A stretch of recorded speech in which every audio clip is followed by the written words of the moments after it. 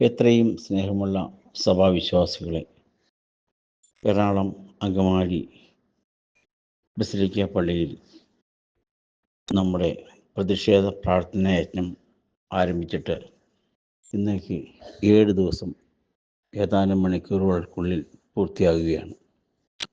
10-ാം തീയതി ആരംഭിച്ച് ഇന്ന് 16-ാം തീയതിയായി.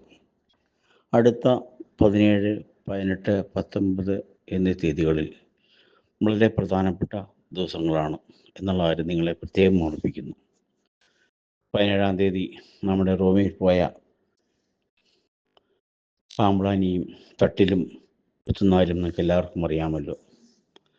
പിറ്റേ ദിവസം 18-ാം തീയതിയാണ് വൈദിക സമിതി ആരംഭിക്കുന്നത്. 20-ാം തീയതിയും അതിനോടനുബന്ധിച്ചുള്ള കാര്യങ്ങളുണ്ടാവും.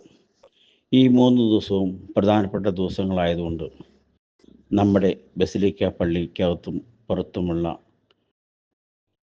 സംഭവവികാസങ്ങൾ ഇനി വളരെ നിർണായകമായിരിക്കും. വേറൊന്നുമല്ല, നമ്മുടെ പ്രസൻസ്, നമ്മുടെ സാന്നിധ്യം ഏറെ ഉണ്ടാവേണ്ട ദിവസങ്ങളാണ് ഈ 3 ദിവസങ്ങളും. അതിനാൽ നമ്മുടെ എറണാകുളം അങ്കമാലി അതിരൂപതയിലെ 16 ഫൊറോനയിൽ നിന്നുള്ള 300 ചില്ലാൻ പള്ളികളിൽ നിന്നുള്ള പ്രവർത്തകരും പ്രതിനിധികളും ഈ ദിവസങ്ങളിൽ തീർച്ചയായിട്ടും ബസിലിക്ക പള്ളിയിലും പള്ളിക്കകത്തും പള്ളിയുടെ പരിസരത്തുമൊക്കെ ഉണ്ടാവേണ്ടത് അത്യാവശ്യമാണെന്നുള്ള കാര്യം നിങ്ങൾ ഓർപ്പിക്കുന്നു. നിങ്ങളെ വേറെ രീതിയിൽ അത് പറയുന്നതല്ല. നമ്മുടെ സാന്നിധ്യം തീർച്ചയായിട്ടും ബസിലിക്ക പള്ളിക്കകത്തും ബസിലിക്ക പരിസരത്തും ഉണ്ടാവേണ്ടത് അത്യാവശ്യമാണ്.